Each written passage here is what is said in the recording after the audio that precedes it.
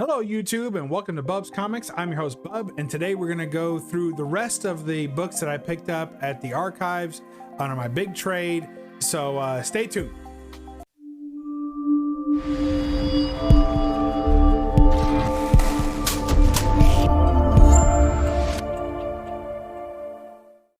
All right, so here we are. We've got another stack of books here from the archives in Bowling Green, Kentucky. I brought in a batch of books. We did some trading, and here's what we ended up with. So let's see how I did. Let's go ahead and make me small and get to the haul. Yo! All right. Well done, sir. Well done. All right. So first off, I want to show a cool variant, modern variant. I don't collect a ton of variants and a ton of moderns, as you all know, but I do like a whole lot. That right there, Attack of the 50-Foot Woman. And check this out, Mars Red Sonja #5, with that great homage to the Attack of the 50-Foot Woman movie poster. Look at that. That just looks absolutely perfect and did a great job. It's so cool. I just love it. And all the little Mars men falling out of the bus.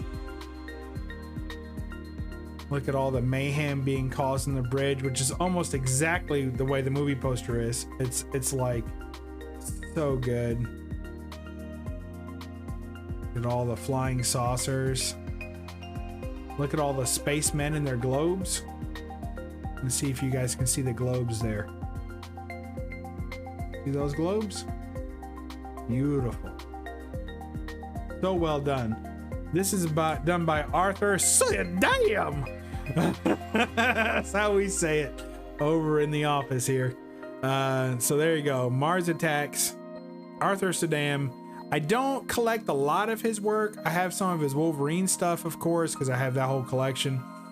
But it's very dark and kind of gruesome. Real horror, has a real horror element to it, and I don't generally dig that. But some of his Red Sonja covers have been absolutely fantastic, and this one is no slouch. Looking good. All right, next up, I don't know if you call it a key. Leave in the comments below if you think that just because a book costs money, that it's a key. Sometimes things are just cost money because people like them. But here we have a terribly cut DC 20 center with Superman number 261. Look at that. I think this is like a weird story where she's like a queen of the Amazons kind of thing, of another planet and whatever. I command you to kiss my boot, Superman. Let the whole world see you've become my slave. Look at that. Superman is just totally dejected. He's tore up about how this has all gone down. The onlookers just can't believe that Superman is gonna bow to this pink booted lady. Look at that. But she's looking fine. We're not complaining about it. It's a super cute cover.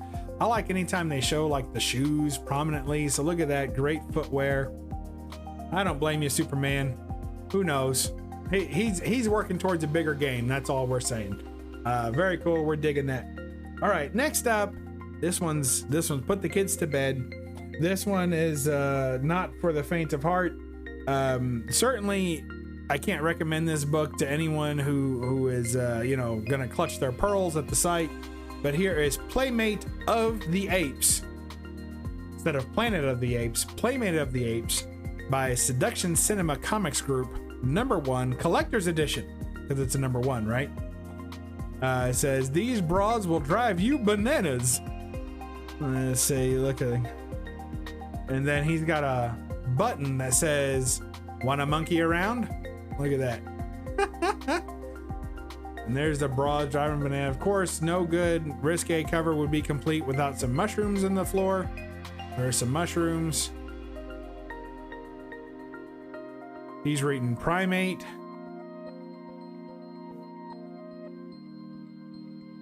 Look at that. Isn't that the guy? What's the name of this monkey? Is he from the Banana Splits? Or is he... I remember like in my head, I can hear how much is that monkey in the window. Is that who this is? That Magilla Gorilla? Is it Magilla Gorilla? You guys help me out in the comments below. Who's this gorilla? Who's this monkey? So anyway, the inside of this is filled with all kinds of risque shenanigans. So buyer beware on that one. Definitely don't bring that home to the kids. All right, let's keep looking. We've got Key Time. The Incredible Hulk number 142 with the first appearance of Valkyrie. So there you go. Now it's not Valkyrie chicken. Don't have to worry about smelling that cooking. Every male chauvinist pig in the world will tremble when he sees the Hulk hurled to his death by a woman. They shoot Hulks, don't they? They shoot Hulks, don't they?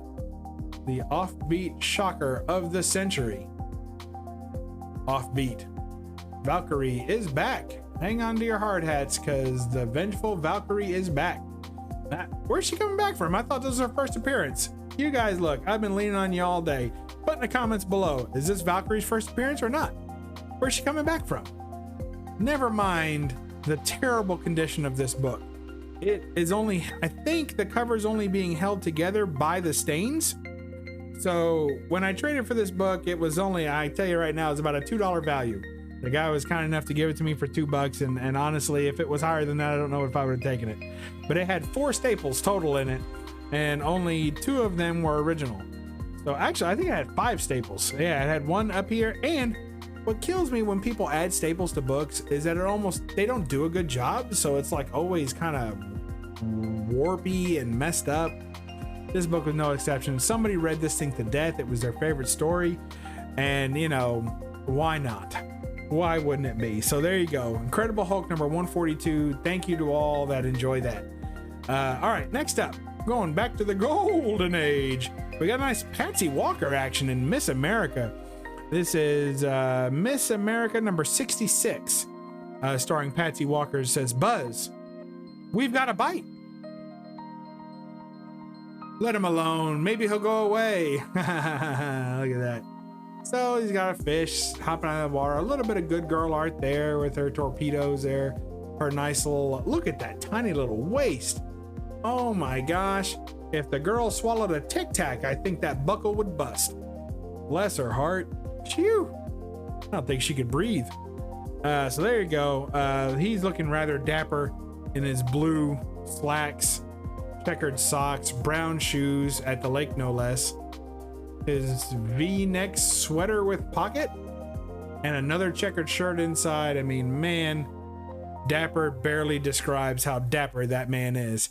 So there you go. Rough condition, but basically when I go to this shop, if I see any golden age, I just scoop it up. I just take it. I take it home. If it's not any kind of key, if it's not like a Wonder Woman golden age or a Superman or something like that, he'll usually let it go for a fair price. So I just scoop all those up. Next up, we got America in Action.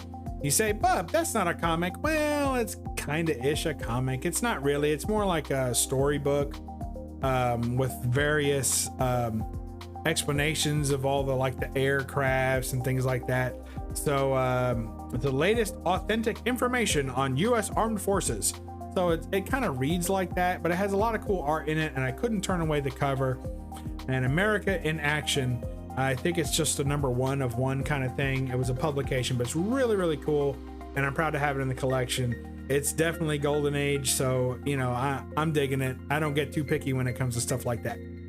All right, next up, we got Town's Top Teen, Algie. And look at him jumping in the water, not even paying attention, because look at that beauty.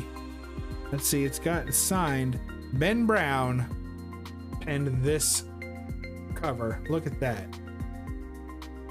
Town's Top Teens. This is an accepted publication, and isn't it? And that dude's jumping straight into the water where there's no water.